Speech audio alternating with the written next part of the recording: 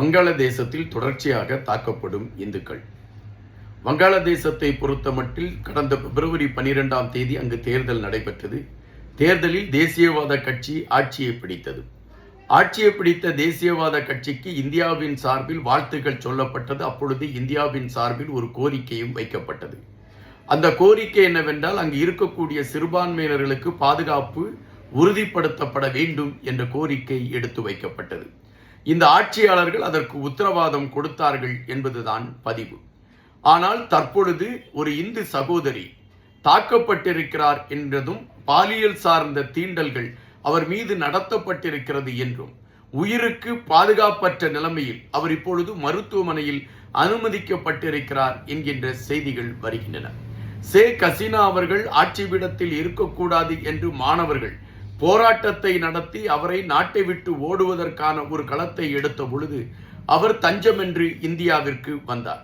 முகமது யூனுஸ் என்பவர் ஆட்சி பீடத்தில், அதாவது தற்காலிக ஆட்சியாளராக தன்னை பிரகடனப்படுத்திக் கொண்டு அவர் ஆட்சியை தொடர்ந்தார்.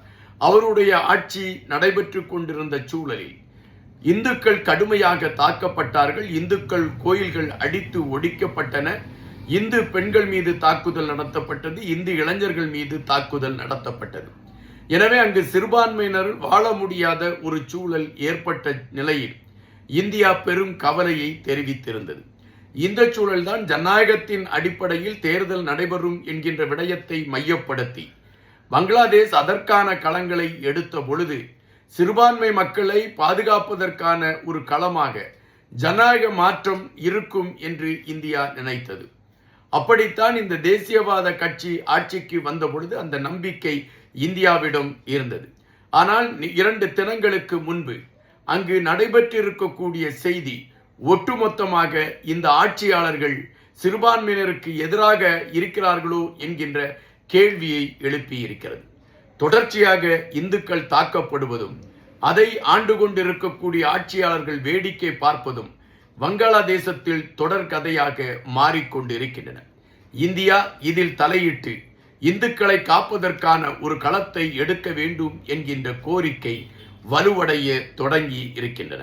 இந்தியாவின் வெளி விவகாரத்துறை அமைச்சகம் இது சார்ந்த விடயத்தில் தனி கவனம் செலுத்துகிறது என்கின்ற செய்திகள் எடுத்து வைக்கப்படுகின்ற அதே வேளையில், அங்கு இருக்கக்கூடிய இந்தியர்களையும் இந்துக்களையும் பாதுகாப்பதற்கான களங்களோடு மிக வேகமாக இந்தியா நடவடிக்கை எடுக்க ஆரம்பித்திருக்கிறது என்கின்ற செய்திகளும் வருகின்றன.